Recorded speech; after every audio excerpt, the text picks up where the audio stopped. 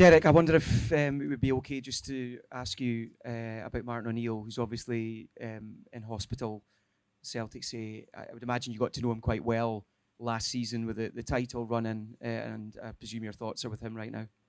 Yeah, obviously en route from the airport, I was informed that Martin had obviously had a small procedure done. Obviously, don't know much more than that, but obviously it goes without saying that it's not the best of news, and hopefully Martin's okay for him and his family, and I'm sure he'll be back to work if he can as soon as possible. Okay, Derek. On to other matters, and obviously another new man in the building today. What can you tell us about Daisuke Yokota? What will he bring to the squad? Daisuke, we hope, will help fill a void in a key position that we currently really need at the club. We feel as if we would like to have a couple of wingers, but getting Daisuke in and ahead of this game was very important to us. Left-footed player, plays from the right, very industrious, very energetic, brings good quality from that side and brings us a bit of balance, which was a key thing. So delighted that we've managed to get that one done so quickly, and a lot of praise to the recruitment team in making sure we got that over the line. Is he available for the game? Yes, yeah. On McInnes, is he available as well for the match? And how big a blow was it with the Ben Godfrey injury? Yeah, so obviously McInnes is available as well. He flew out this morning on his own because he had to be in London to get rubber stamped the visa. But the club's done some brilliant work to make sure that process all went through quite smoothly. So great that he's available because it does ease the pressure a wee bit. We'd just be getting a defender available for us, and obviously Ben's injury was far from ideal for the boy, but hopefully 3 or 4 week injury. He'll be back in no time, but great to have McInnes with us yet.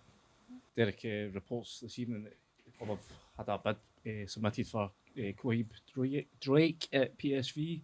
Can you tell us about him? Is that the sort of level of signing that excites you, that could potentially take the club to the sort of level that you're looking for?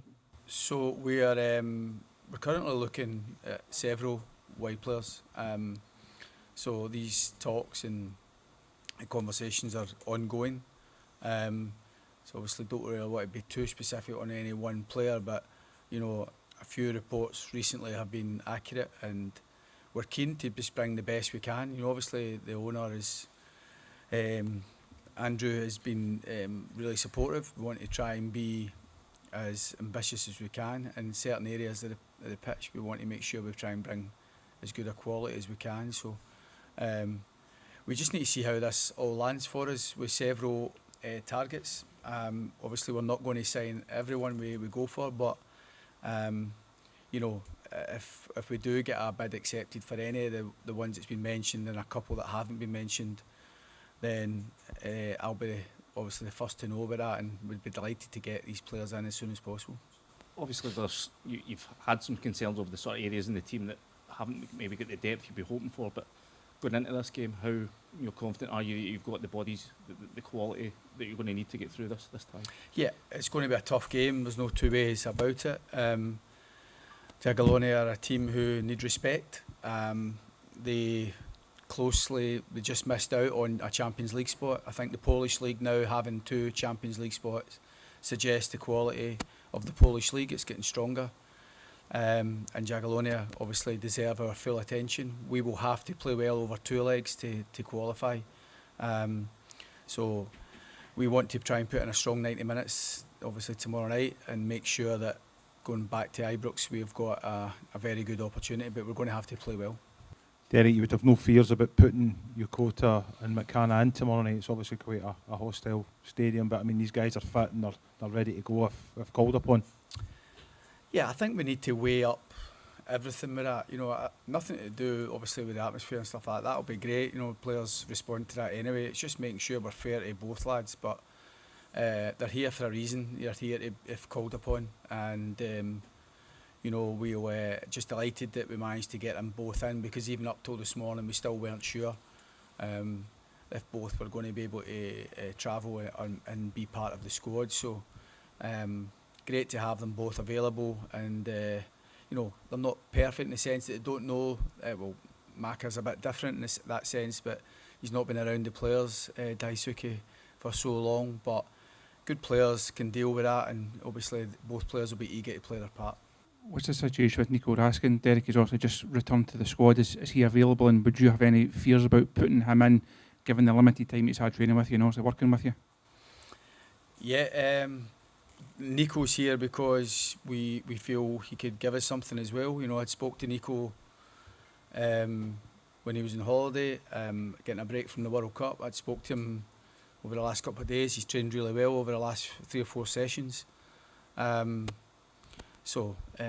No, he's available, of course he is. There's obviously been a lot of chat about Nico potentially moving, but it's like everything. It's like until a bid's accepted that suits everybody, then he's fit and available for us. And if he plays anything like he's trained the last 3 or 4 days, he's definitely got something to offer us. Just delighted to get a chance to work with such a quality player.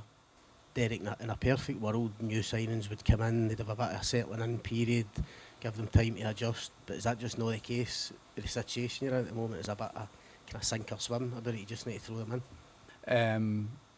Yeah, I think sometimes this can happen. Big games come upon you really quickly. Obviously we started for the real stuff last week. And in an ideal world, you would get everything in, because managers naturally are very impatient, and I am as well. But it's been a lot of good work being done. 9 signings, but there's some still specific areas we still want to address. But it's very collaborative. Everybody's working together hard to try and produce the best options, not just an option. And hopefully we get the benefit of being aggressive in the market, but also being patient with the right ones. And by doing so, we've got to make sure we're still winning games of football. So it's not ideal for like Daisuke coming in on the day of the game, day before the game. But sometimes that's just the way it is. Hopefully the squad will look a lot different by the end of the window, and I'm sure it will. Hi Cammy, what's the first few weeks been like for you as a Rangers player? How does it compare to Hearts? Is it different? What's it been like so far? Yeah, I've absolutely loved it. Obviously working with the manager before, it's obviously nice to come in with that being familiar, and Shanks as well. But yeah, coming into a new club, obviously I've been around Scotland a while now to kind of understand the nature of the club and the size of the club. But you don't realise how big that kind of is until you actually step in foot as a Rangers player. And yeah, like I said, I've absolutely loved it. Been a good first couple of weeks. Now that the real stuff started, I'm just really looking forward to getting stuck in. What does playing in Europe mean to you? I mean, you've had a lot of games with Hearts, but I was just thinking, as a kid growing up in Australia, do you watch European games and think, one day I want to be part of that? Yeah, absolutely. I remember waking up with my little brother and my dad and stuff, watching European games of the big teams around the world, and you never really think that's going to be you. And I've been fortunate enough to be a part of Europe a few times now with Hearts, and now to come to Rangers is that more expectation, and to really go do well in these competitions. And that's something as a player that you just you're in a privileged position to have that. And yeah, like I say, these are the nights you really look forward to. I didn't get it last year, so itching to be back. Just coming into a stadium like this is really, really cool. Really excited to get going, and I know I can speak on behalf of all the boys. Everyone's really raring to go, and these are the special nights that you can create some good memories. See with your style of play, just aggressive, quick tackles, do you have to think twice about it in Europe? Are the referees different? Maybe you need to kind of change your game slightly for European games, or can you not think like that? No, you can't really think like that. I think every player's obviously got their qualities and what they bring to the team, and the gaff will pick a team that he and the coaching staff believe is the best team to kind of go out and win the game. And everyone, like I said, has got their bit to add to the team, whether that's starting, coming off the bench, whatever it is. And I'm no different. I don't think can really change how I play in certain aspects. Like you said before, I've played a lot in Europe as well. I kind of understand the different sort of ways that things go and stuff like that. But at the same time, I know what I bring, and every time I'm on the pitch, that'll be no different. I'll be giving everything I can to help the team, and I could say that'll be the same tomorrow night. Okay. Final question, Andy. Cammy, can you just tell us about the memories you had of getting up in the early mornings? You're saying, is there a game specifically you remember, a big Champions League game, anything like that you can really remember as being the thing that got your interest in the sport going when you're a young boy? I don't know if there's a game I remember in particular. I just remember me and my little brother. We would always try and get up for the big Champions League finals, semi-finals and stuff. With my dad, they're obviously, the games there throughout the night back home in Australia. So we would always try and get up. Well, when we were younger, it was only if we'd, behaved the night before that dad would let us get up. But no, they're the nights that you want to be a part of when you're a kid watching on the TV. And, now to be fortunate enough to be at a club like Rangers where you can really compete. I've obviously watched from afar and been so close to a massive success in Europa League a couple of years ago, and that's something you're watching, you want to be a part of, and this team's no different now, and we really want to do that. Sorry, can I just have one more? Just Nico asking, you've come up against him so many times. If he does, still have a part to play this season, I mean, what would it be for you? How exciting is it for you to prospect a line up alongside him this time?